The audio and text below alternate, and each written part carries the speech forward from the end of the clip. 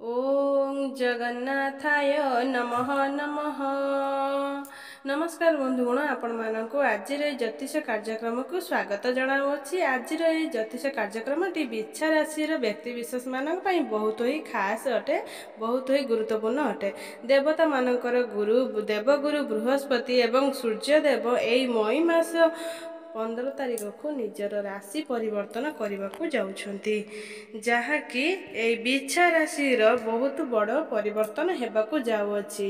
आपणक राशि रे बहुत बड़ संजोग सृष्टि हेबाकु जाउअछि। एहार केउं भली प्रभाव आपणक उपरे पड़िबो ताहा आमे विस्तार भाव में एई वीडियो रे जानिबा एवं 15 मई ठारू आपणक जीवन रे कोन कोन सब परिवर्तन हेबाकु जाउअछि ताहा आमे जानिबा।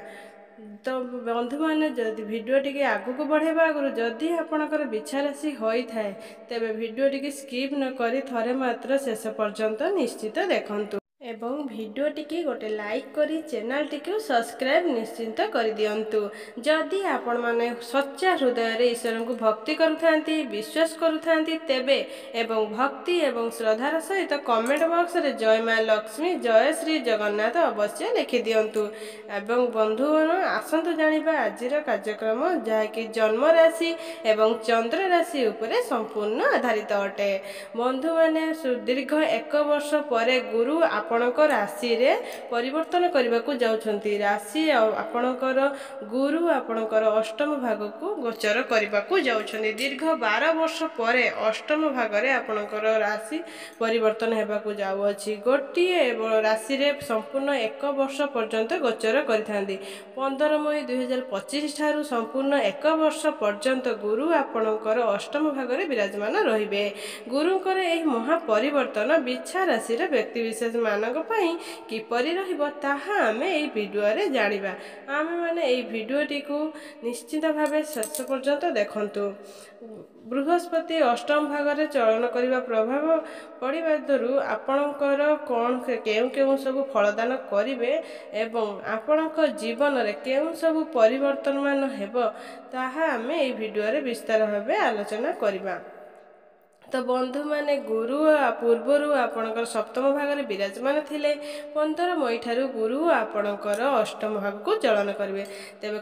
तेबे कुंडली रे अष्टम भागटी होइथाय ऐश्वर्यर भाग। अष्टम भागटी की सरल जंत्र भाव मध्य मना जाइथाय। गुप्त जिनिसर भाव मध्य होइथाय अष्टम भाग, जेमिति कि कला जादू षडयंत्र रहस्यमय जिनिस एवं गुणी गारेड़ी एई सब जिनिस अष्टम भागरु जना पड़थाय। अष्टम भावटी होछि गुरुंकर भाव बोली मना जाइथाय। तबे बंधु माने एपरि कुंडली रे षष्ठ अष्टम द्वादश को त्रिक भाव बोली कहा जाइथाय। ए तीनोटी भाव को कुंडली रे भल बोली विचार करा जाई न थाए। ए तीनोटी दुष्ट स्थान होइथाय। गुरु जेतेबेले आपणकर अष्टम भाग को गोचर करिवे, गुरुंकर जेतेबेले भाव आपणकर द्वितीय भाग एवं आपणकर चतुर्थ भाग ऊपर को रहुछि, सर्वप्रथमे गुरु आपणकर अष्टम भाग को चलन करिवे तो आपण को विशेष कथा प्रति ध्यान देबाकू पड़िबो। तो बंधु माने गुरु होउछन्ती आपणकर द्वितीय भाव अर्थात धन भावर अधिपति। धन भावर अधिपति होई गुरु जेतेबेले अष्टम भाव रे विराजमान अछन्ती तो सेतेबेले आपणकर खर्च बहुत बढ़ी जिवो, कारण द्वितीय भावर अधिपति होउछन्ती आपणकर द्वादश भाग को दृष्टि देउछन्ती। कुंडली रे द्वादश भागटी होइथाय खर्चर भाव। हुए तो आपण अधिक ट्राभेलिंग करि पारंती, जहा फल रे आपणकर ट्राभेलिंग रे बहुत सारा खर्च होई पारे। एपरि किछि खर्च हेबो, एपरि किछि कार्य आपण करिवे कि जेउथरे आपणकर बहुत अधिक खर्च हेबो, जेपण कि बाहाघर किंबा शुभ मांगलिक कार्य मध्य हेउ किंबा किणा किणी करिबारे मध्य हेउ। बंधु माने ए खर्च तो 1 वर्ष मध्य आपणकर बहुत हबो, किंतु आपण किभली भाबे आपण खर्च करिवे, केउ बाटरे आपण माने खर्च करिवे, केमिति खेती पई खर्च करिवे कि लाभ पई खर्च करिवे, संपूर्ण भाबे आपणकर आधार करंती एई जन्म कुंडली। हुए तो आपणकर टंका आपणकर परिवार लागि किंबा घर लागि कोनोसी किणा किणी ଜିନିଷ ପାଇଁ ମଧ୍ୟ ଖର୍ଚ୍ଚ କରିପାରନ୍ତି କିମ୍ବା କୌଣସି ଶୁଭ ମାଙ୍ଗଳିକ କାର୍ଯ୍ୟ ପାଇଁ ମଧ୍ୟ ଖର୍ଚ୍ଚ କରିପାରନ୍ତି। କୌଣସି ଜୁଆ ବା ଲଟେରୀ ଏସବୁରେ ମଧ୍ୟ ଆପଣ କିମ୍ବା ଭୁଲ ଜାଗାରେ ମଧ୍ୟ ଆପଣ ଟଙ୍କା ଖର୍ଚ୍ଚ କରିପାରନ୍ତି। କାରଣ ଆପଣଙ୍କର ଜନ୍ମକୁଣ୍ଡଳୀ ଉପରେ ଏସବୁ ନିର୍ଭର କରେ। ସେଥିପାଇଁ ଆପଣ ଚାହୁଁଛନ୍ତି କି ଖର୍ଚ୍ଚ ହେବାର ଅଛି, କିନ୍ତୁ ଏପରି ଜାଗାରେ ଖର୍ଚ୍ଚ କରନ୍ତୁ ଯେଉଁଥିରେ ଭବିଷ୍ୟତରେ ଆପଣଙ୍କୁ ଲାଭ ପ୍ରାପ୍ତି ହେବ।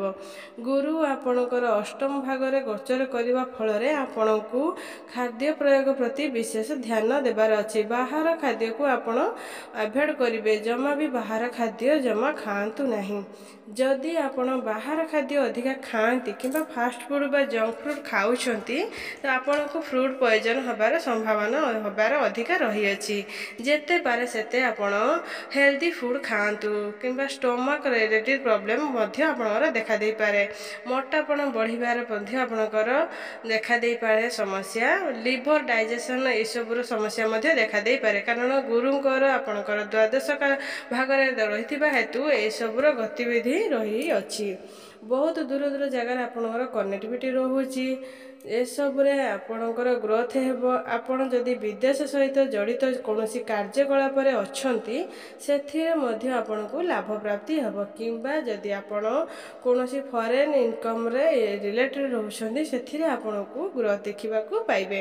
ତା ସହିତ ବିଚ୍ଛ ରାଶିର ବ୍ୟକ୍ତିବିଶେଷମାନେ ବିଦେଶ ଯାତ୍ରା କରିବାକୁ ଚାହୁଁଥିଲେ, ତାଙ୍କର ପାଠପଢ଼ା ପାଇଁ ବିଦେଶ ଯାତ୍ରା କରିବାକୁ ଚାହୁଁଥିଲେ, ସେଥିପାଇଁ ମଧ୍ୟ ଆପଣଙ୍କୁ ଶୁଭ ଫଳ ପ୍ରାପ୍ତି ହେବ। କିମ୍ବା ଏମିତି ବି ହେଇପାରେ MNC କମ୍ପାନୀରୁ ଆପଣଙ୍କୁ ଜବ୍ ଅଫର୍ ଆସିପାରେ। କିଛି ନା କିଛି ବୈଦିକ ଗତିବିଧି ସହିତ ଆପଣ ଜଡ଼ିତ ହୋଇ ରହିପାରିବେ। ଏମିତି ମଧ୍ୟ ହୋଇପାରେ। ଏଇ ଜିନିଷ ସହିତ ମଧ୍ୟ ଜଡ଼ିତ ହୋଇ ଆପଣଙ୍କର କିଛି ଖର୍ଚ୍ଚ ହୋଇପାରେ। ବନ୍ଧୁଗଣ, ଆପଣଙ୍କର ଗୁରୁ ଦ୍ୱିତୀୟ ଭାଗର ଅଧିପତି ହେବା ସହିତ ଆପଣଙ୍କର ପଞ୍ଚମ ଭାଗର ମଧ୍ୟ ଅଧିପତି ଅଟନ୍ତି। ଆପଣଙ୍କର ପଞ୍ଚମ ଭାବଟି ହେଉଛି ଶିକ୍ଷା, ପ୍ରେମ ଜୀବନ ଏବଂ ସନ୍ତାନର ଭାବ ହୋଇଥାଏ। ଯେହେତୁ ଆପଣଙ୍କର ପଞ୍ଚମ ଭାବର ଅଧିପତି ହେଉଛନ୍ତି ଗୁରୁ, ଅଷ୍ଟମ ଭାଗକୁ ଗୋଚର କରୁଛନ୍ତି, ଆପଣଙ୍କର ପ୍ରେମ ଜୀବନରେ ପାର୍ଟନର ସହିତ ଯାହା ବି ପ୍ରୋବ୍ଲେମ୍ ହେଉଥିଲା, ଆପଣ ଟିକେ ଆଡ଼ଜଷ୍ଟ କରି ଚଳନ୍ତୁ। ଆଉ ଗୋଟେ କଥା ଆପଣ ଧ୍ୟାନ ରଖିବାର ଅଛି, ଯେପରି ଆପଣଙ୍କର ମନରେ କୌଣସି ଶଙ୍କା ନ ଆଣନ୍ତି। ଅନ୍ୟ କୌଣସି ବ୍ୟକ୍ତିଙ୍କୁ ମଧ୍ୟରେ ଆସିବାକୁ ନ ଦିଅନ୍ତି। ଆପଣ ଅନ୍ୟ କାହାର କଥାରେ ପଡ଼ି ନିଜ ଭିତରେ ନିଜେ ସମସ୍ୟା ସୃଷ୍ଟି କରନ୍ତୁ ନାହିଁ। ଏହି 15 ମେ 2025 ଠାରୁ ଆସିବାକୁ ଯାଉଥିବା 1 ବର୍ଷ ପର୍ଯ୍ୟନ୍ତ ଆପଣଙ୍କୁ ଏହିସବୁ କଥାର ବିଶେଷ ଧ୍ୟାନ ଦେବାର ରହିଅଛି। ନଚେତ ଏସବୁରେ ସମସ୍ୟା ଦେଖିବାକୁ ପଡ଼ିବ। ଆପଣ ଯାହାକି ଆପଣଙ୍କର କାରକ ହିଁ ହେବ। କାରଣ ଗୁରୁଙ୍କର ଦୃଷ୍ଟି ଆପଣଙ୍କର ଦ୍ୱିତୀୟ ଭାଗକୁ ରହୁଅଛି। ଦ୍ୱିତୀୟ ଭାବଟି ହୋଇଥାଏ ପରିବାରର ଭାଗ। ଗୁରୁ ଯେହେତୁ ଆପଣଙ୍କର ପଞ୍ଚମ ଭାବର ଅଧିପତି ଅଟନ୍ତି, ଆପଣ ଏହି ସମୟରେ କୌଣସି ଫ୍ୟାମିଲି ପ୍ଲାନିଂ ମଧ୍ୟ କରିପାରନ୍ତି। ଯଦି ଆପଣ ଅନମ୍ୟାରେଡ୍ ଅଛନ୍ତି, ଆପଣଙ୍କର ବିବାହ ଯୋଗ ମଧ୍ୟ ଖୋଲିଯିବ। ବିବାହ ମଧ୍ୟ ଏହି 1 ବର୍ଷ ମଧ୍ୟରେ ହୋଇପାରେ। କାରଣ ଗୁରୁଙ୍କର ଦୃଷ୍ଟି ଆପଣଙ୍କର ଦ୍ୱିତୀୟ ଭାଗ ଉପରକୁ ରହୁଅଛି। ଶନିଙ୍କର ଦୃଷ୍ଟି ଆପଣଙ୍କର ସପ୍ତମ ଭାଗକୁ ରହିଅଛି। ଶନିଙ୍କର ଭାବ ଦୃଷ୍ଟି ଏବଂ ଆପଣଙ୍କ ସପ୍ତମ ଭାଗକୁ ରହିଛି। ଆପଣଙ୍କର ଶନି ଅଢ଼େଇ ସମାପ୍ତ ହୋଇସାରିଛି। ଶନି ଆପଣଙ୍କର ପଞ୍ଚମ ଭାଗକୁ ଗୋଚର କରୁଛନ୍ତି। ଶନି ଏବଂ ଗୁରୁ ଆପଣଙ୍କର ଦ୍ୱିତୀୟ ଭାଗ ଉପରୁ ଦୃଷ୍ଟି ରହୁଥିବା ହେତୁ ଆପଣଙ୍କର ଧନର ବୃଦ୍ଧି ମଧ୍ୟ ହେବ। ଆପଣଙ୍କର ବ୍ୟାଙ୍କ ବାଲାନ୍ସ ମଧ୍ୟ ବଢ଼ିବ। ଆପଣ ପରିବାର ପାଇଁ କିଛି ନା କିଛି କରିପାରନ୍ତି। ଆପଣଙ୍କ ପରିବାରରେ ସୁଖ ଶାନ୍ତି ମଧ୍ୟ ରହିବ। ଆପଣ ଆପଣଙ୍କର ପରିବାର ସହିତ କିଛି ନା କିଛି ଆର୍ଗମେଣ୍ଟ ହୋଇପାରେ। ଆପଣ ଟିକେ ଚିନ୍ତିତ ହୋଇଯିବେ। ଆପଣଙ୍କ ପରିବାର ମଧ୍ୟ ଖୁସି ଆସିପାରେ। ଆପଣଙ୍କର ଫ୍ୟାମିଲି ପ୍ଲାନିଂ ପାଇଁ ବି ଆପଣ ଟିକେ ଚିନ୍ତିତ ରହିବେ। ଆପଣ ଏମିତି କିଛି କାର୍ଯ୍ୟ କରିବେ ଯାହା ପାଇଁ ଆପଣଙ୍କର ପରିବାରରେ ମାନ ସମ୍ମାନ ବଢ଼ିବ। ଆପଣଙ୍କ ଫ୍ୟାମିଲିରେ ଶୁଭ ମାଙ୍ଗଳିକ କାର୍ଯ୍ୟ ହେବ। ଶନିଙ୍କର ଦୃଷ୍ଟି ଯେହେତୁ ତୃତୀୟ ଭାଗରେ ରହୁଅଛି, ଆପଣଙ୍କର ଗଳା ସମ୍ବନ୍ଧିତ କିଛିଟା ସମସ୍ୟା ଦେଖାଦେଇପାରେ। ଆପଣ ସମ୍ପୂର୍ଣ୍ଣ ଭାବେ ଆପଣଙ୍କର ଖାଦ୍ୟପେୟ ଉପରେ ନିୟନ୍ତ୍ରଣ ରଖନ୍ତୁ। ଆପଣଙ୍କର ଜେଣ୍ଟାଲ ଇସ୍ୟୁ ଦେଖାଦେଇପାରେ। ଥଣ୍ଡା ଗରମ ଠାରୁ ସେନ୍ସିଟିଭ ଜିନିଷ ଠାରୁ ଦୂରେଇକି ରୁହନ୍ତୁ। ଗୁରୁଙ୍କର ଦୃଷ୍ଟି ଚତୁର୍ଥ ଭାଗ ଉପରୁ ରହୁଅଛି। ହେଉଛି। ଚତୁର୍ଥ ଭାଗଟି ରହିଥାଏ କୁଣ୍ଡଳୀରେ ପ୍ରପର୍ଟିର ଭାବ, ସମସ୍ତ ପ୍ରକାରର ଭୌତିକ ସୁଖର ଭାବ, ଆପଣଙ୍କର ମାଙ୍କର ଭାବ ମଧ୍ୟ ହୋଇଥାଏ। 15 ମଇ 2025 ଠାରୁ ସମ୍ପୂର୍ଣ୍ଣ 1 ବର୍ଷ ମଧ୍ୟରେ ଆପଣ ନିଶ୍ଚିତ ଭାବରେ କୌଣସି ଯାନବାହନ, କୌଣସି ଇଲେକ୍ଟ୍ରୋନିକ୍ ଜିନିଷ କିଣାକିଣି କରିପାରନ୍ତି। କିନ୍ତୁ ଚତୁର୍ଥ ଭାବଟି ଆପଣଙ୍କର ମାଙ୍କର ଭାବ ହୋଇଥାଏ, ଯାହାକି ଆପଣଙ୍କର ମାଙ୍କ ସହିତ ସମ୍ପର୍କଟା ବହୁତ ଭଲ ନିବିଡ଼ ହେବ। ଆପଣଙ୍କର ମାଙ୍କର ସ୍ୱାସ୍ଥ୍ୟର ବହୁତ ଭଲ ଇମ୍ପ୍ରୁଭମେଣ୍ଟ ଦେଖିବାକୁ ପାଇବେ। ଯେହେତୁ ଆପଣଙ୍କ ରାଶିରେ ଶନି ଅଢ଼େଇର ସମାପ୍ତ ହୋଇସାରିଛି, ଯେକୌଣସି ମାନସିକ ଚିନ୍ତା ଆପଣଙ୍କର ରହୁଥିଲା ସେଥିରେ ମଧ୍ୟ ଆପଣ ସୁଧାର ଦେଖିବାକୁ ପାଇବେ। ଅର୍ଥାତ୍ ଆପଣଙ୍କର ମାନସିକ ଚିନ୍ତା ଧୀରେ ଧୀରେ କମ୍ ହେବାକୁ ଲାଗିବ।